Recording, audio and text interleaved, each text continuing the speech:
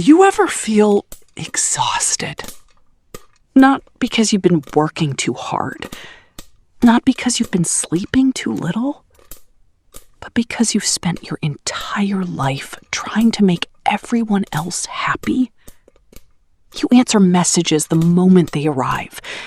You agree to plans you don't even want to attend. You smile when you're hurt.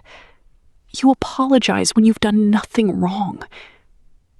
And somewhere along the way, you forget what you want.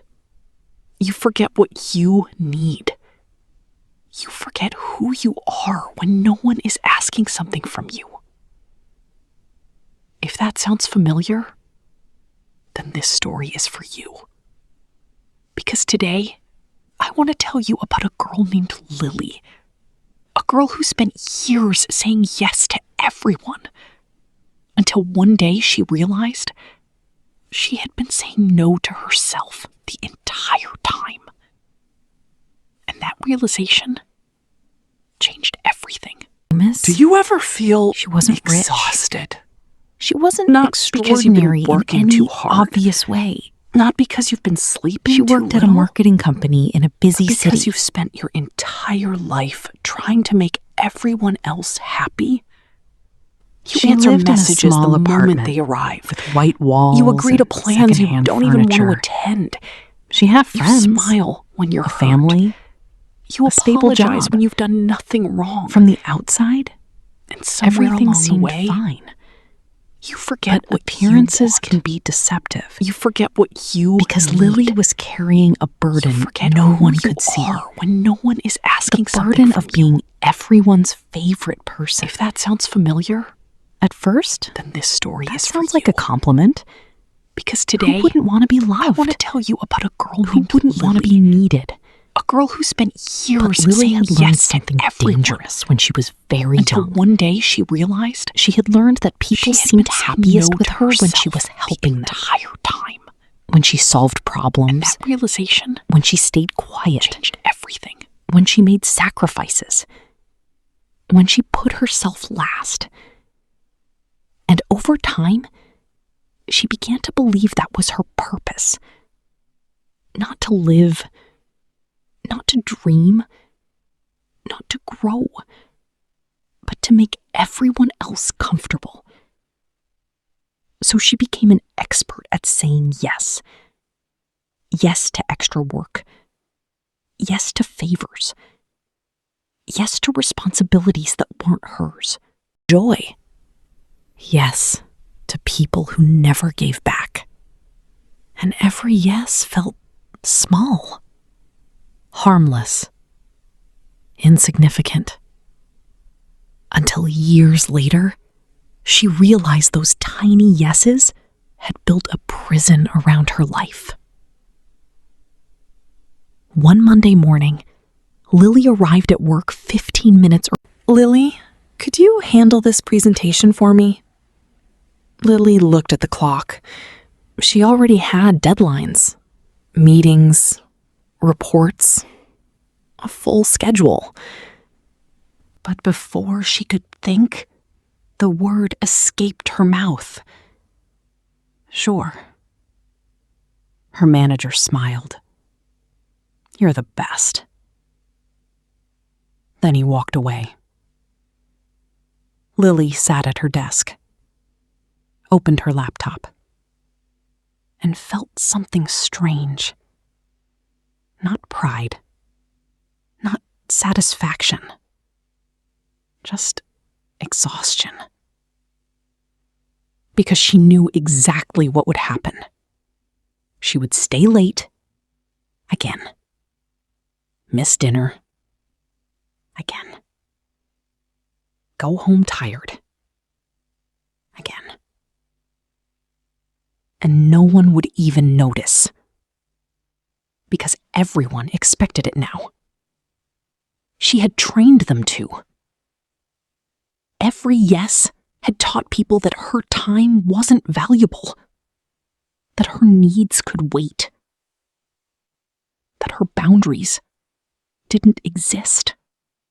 That her boundaries didn't exist. The same pattern followed her everywhere.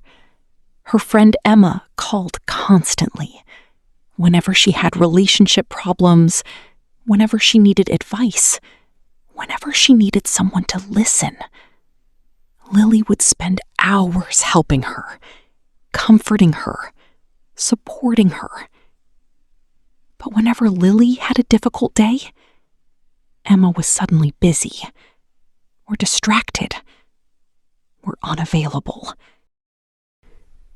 Yet Lily kept answering, kept listening, kept giving, because she was afraid of what might happen if she stopped. Afraid people would leave. Afraid they would think she was selfish. Afraid they would stop loving her. One evening, Lily sat alone in her apartment. Rain tapped softly against the window. The city lights blurred through the glass. Her phone buzzed. A message from a coworker. Can you cover my shift tomorrow? Another message from her cousin. Can you help me move this weekend? Another message from Emma. Are you awake? I need to talk. Lily stared at the screen. 3 people. 3 requests. Not one question. Not one, how are you? Not one, are you okay? Just needs. Needs. Needs. Everyone needed something. And suddenly she felt tears filling her eyes. Not because of those messages, but because she couldn't remember the last time someone had asked how she was doing and genuinely cared about the answer. That night, she couldn't sleep. She lay in bed staring at the ceiling,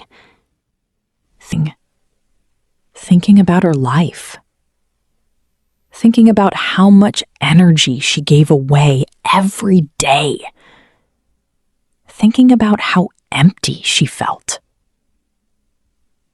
Around 3 a.m, a thought entered her mind. A simple thought. A terrifying thought. What if nobody actually knows me? People knew helpful Lily, reliable Lily, available Lily.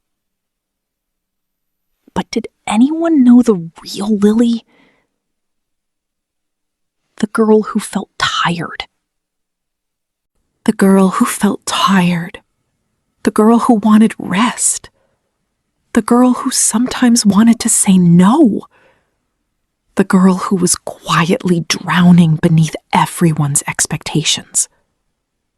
The answer hurt, because she wasn't sure anyone did. Not even herself. The next day changed everything. Not dramatically, not all at once, just one small moment. A coworker approached her desk. Lily, could you finish my report? I'm running behind. Normally, she would smile. Normally, she would agree. Normally, she would sacrifice her own. Normally, she would sacrifice her own work. But this time, something different happened. She took a breath. Then she said 2 words. I'm sorry. The coworker smiled. She expected the usual answer. But Lily continued. I can't. Silence. A few seconds passed. The coworker's smile faded slightly. Then she shrugged. Okay. And walked away. That was it. No argument, no disaster, No dramatic confrontation. Just okay. Lily sat frozen in her chair, her heart racing, waiting for the world to collapse. But it didn't. The building remained standing. The sky didn't fall. Life continued. And for the first time, she realized something important. Most of the fear existed only in her mind. Over the following weeks, Lily experimented with boundaries. Small boundaries, gentle boundaries, healthy boundaries. She stopped answering work emails after midnight, for existing. At first, it felt uncomfortable. Then, uncomfortable became manageable. Manageable became normal. And normal became freedom. Not everyone liked the new Lily. Some people complained. Some became distant. Some acted offended. One friend said, "You've changed." And for the first time in her life, Lily smiled. "Yes," she replied. "I have